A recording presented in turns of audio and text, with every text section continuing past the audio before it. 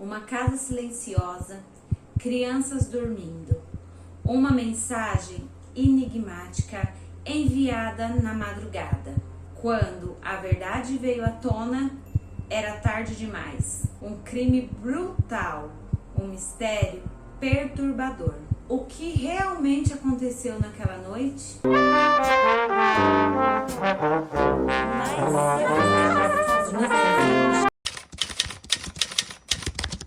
Elisama da Silva Macedo, 32 anos.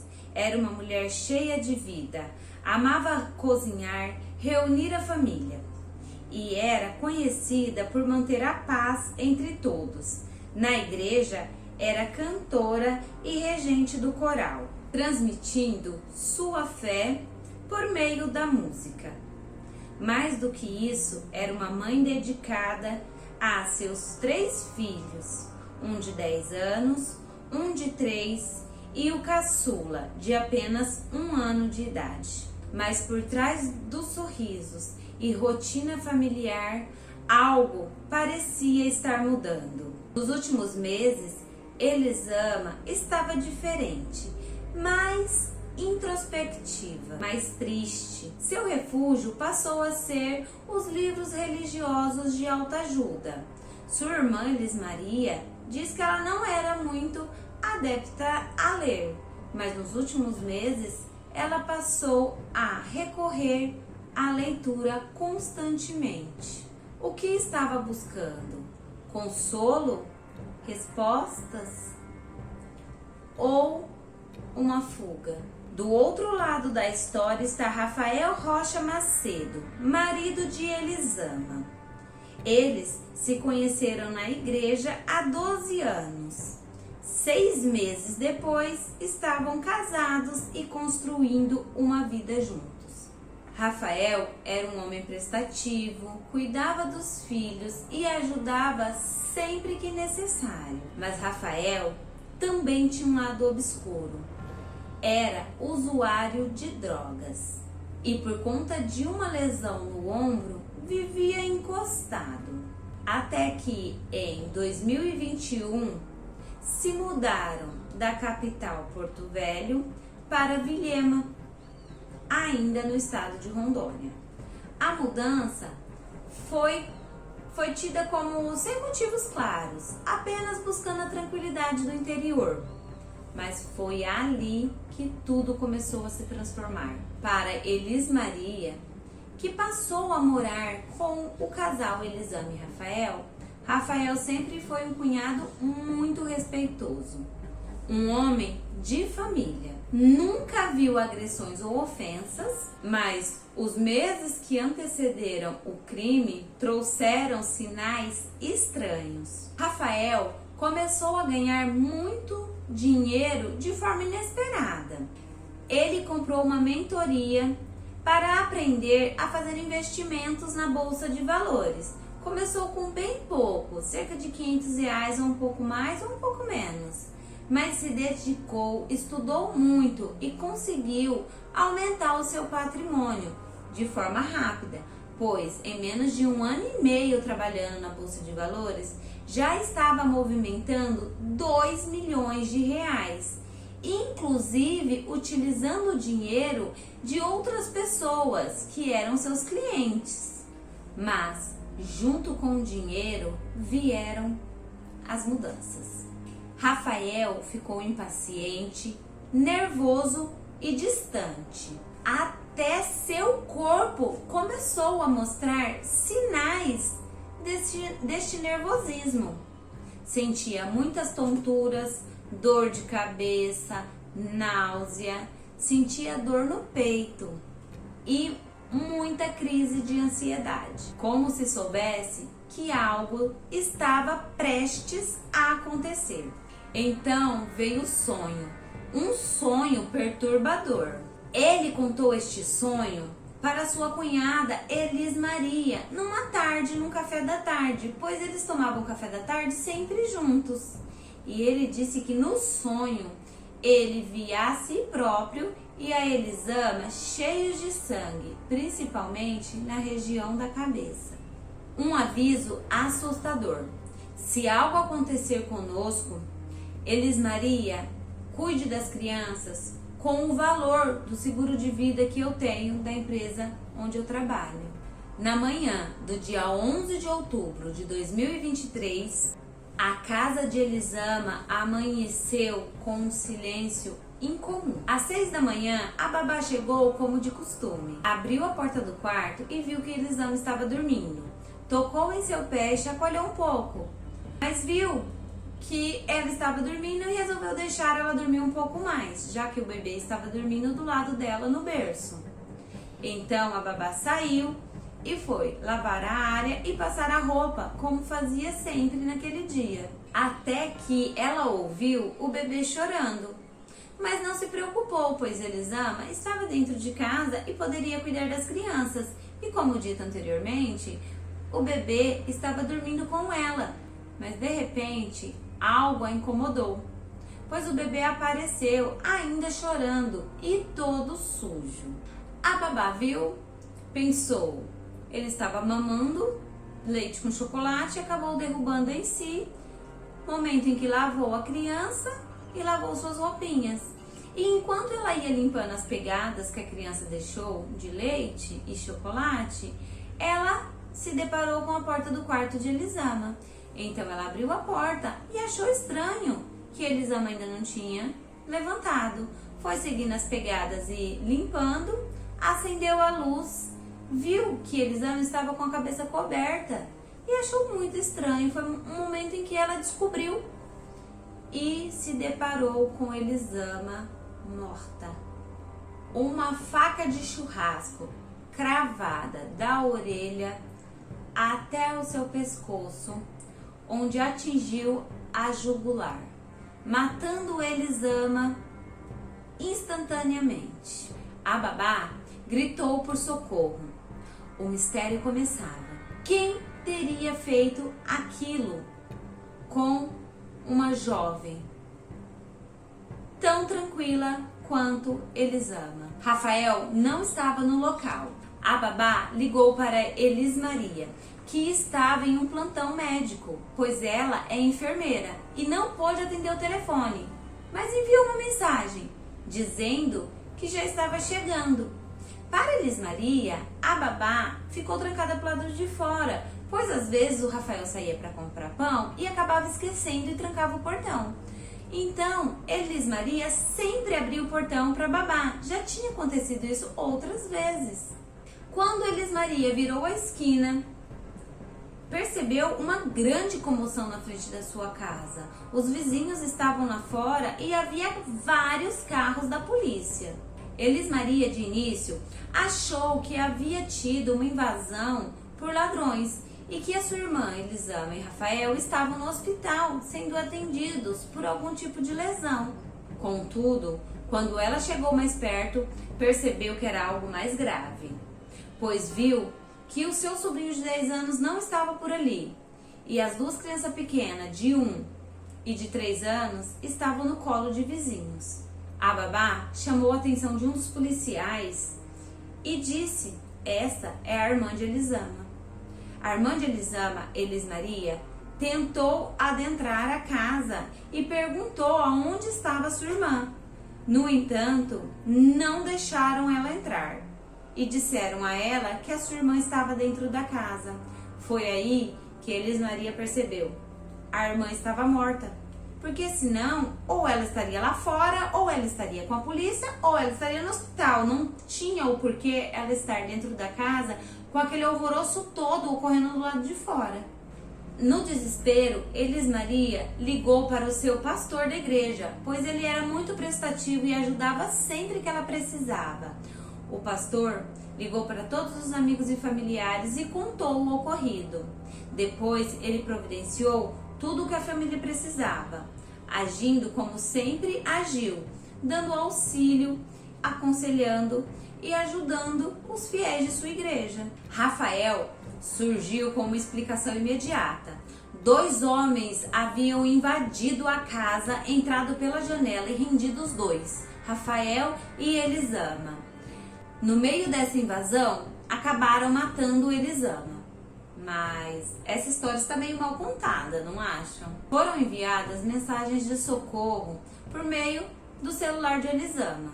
Os policiais acham que essas mensagens foram enviadas por Rafael, pois as mensagens foram enviadas cerca de 6 horas da manhã e a perícia constatou que Elisama faleceu às 4 horas da manhã, ou seja, já havia 2 horas que Elisama estava morta quando essas mensagens chegaram até o seu irmão.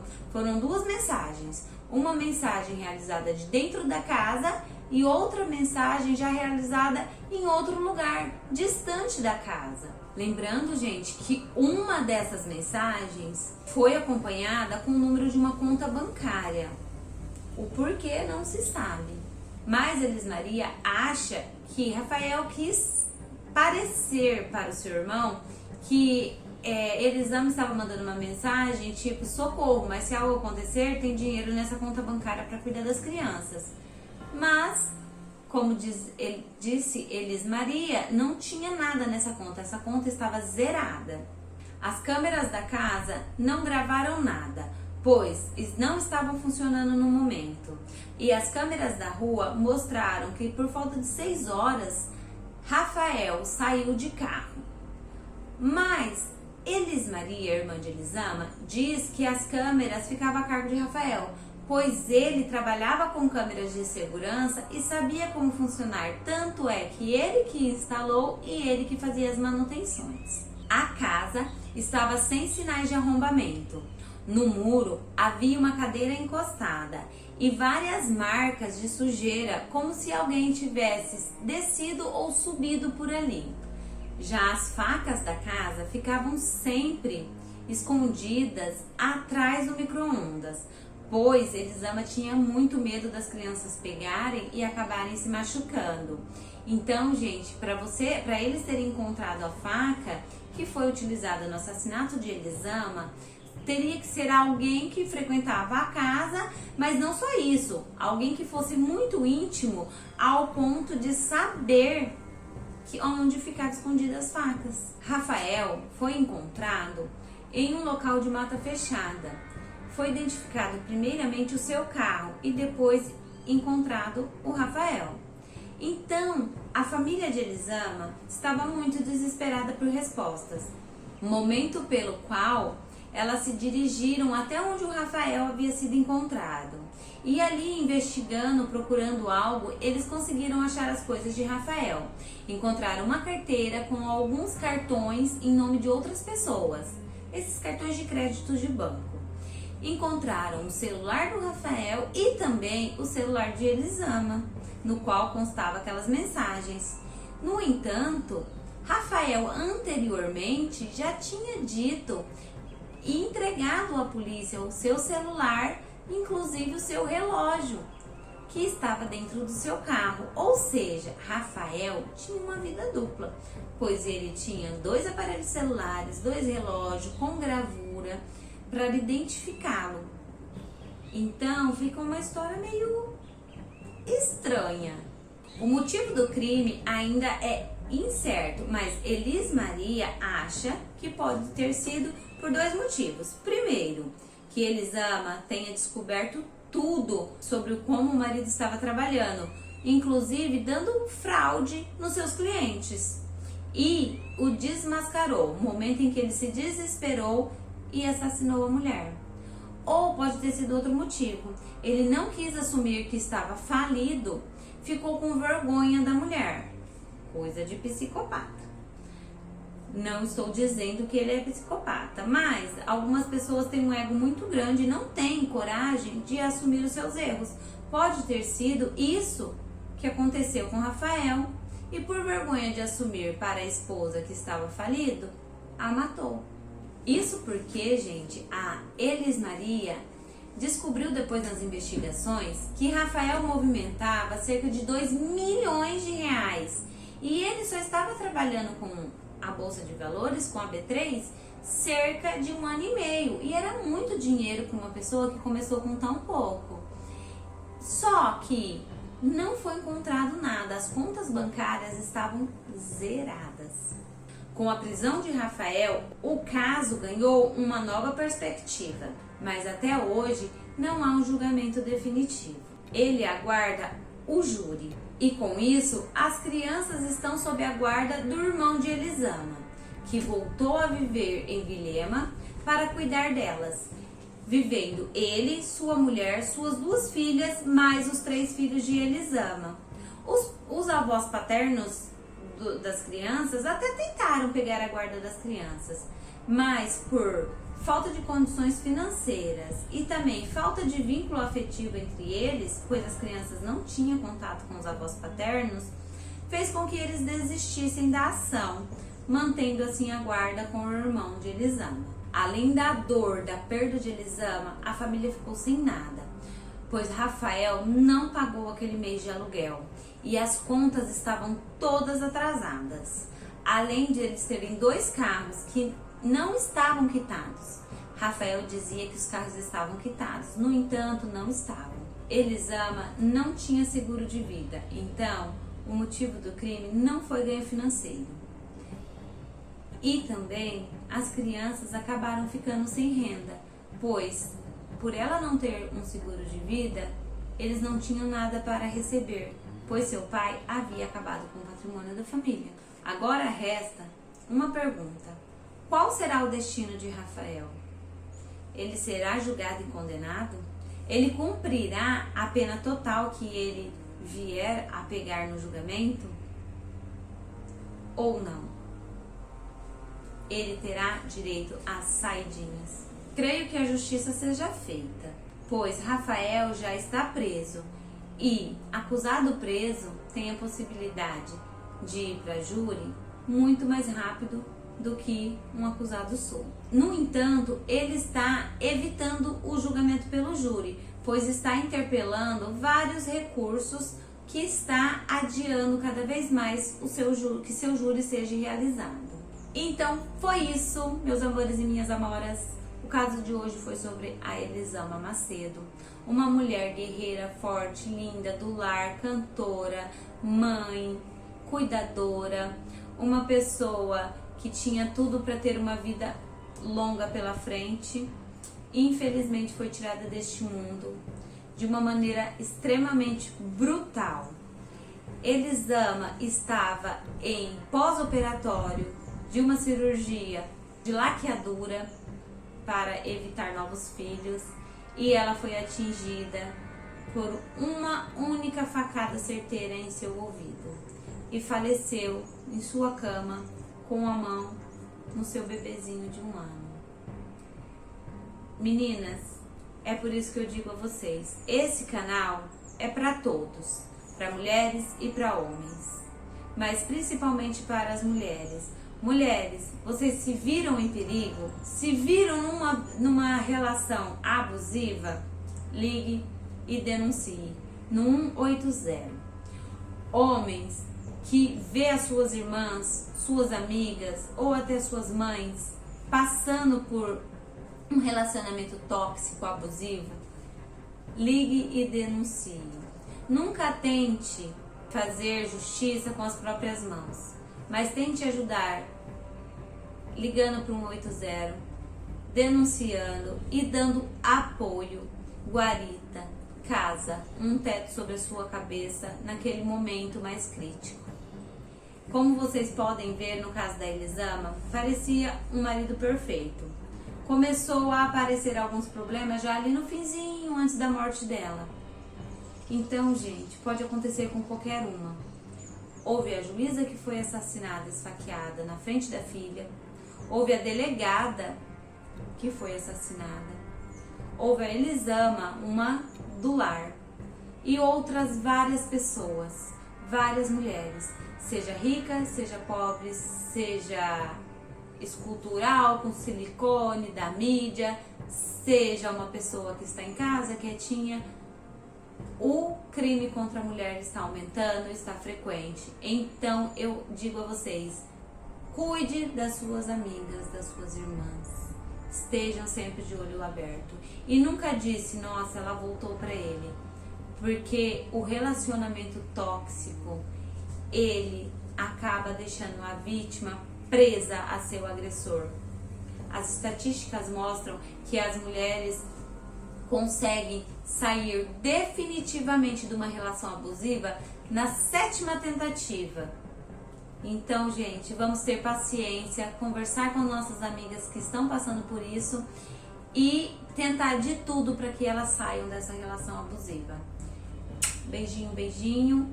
Compartilhe esse vídeo para que mais pessoas, mais mulheres possam assistir e não se tornar uma Elisama. Interajam com o vídeo, comentem, que isso é muito importante para o canal. Fiquem com Deus e até o próximo vídeo.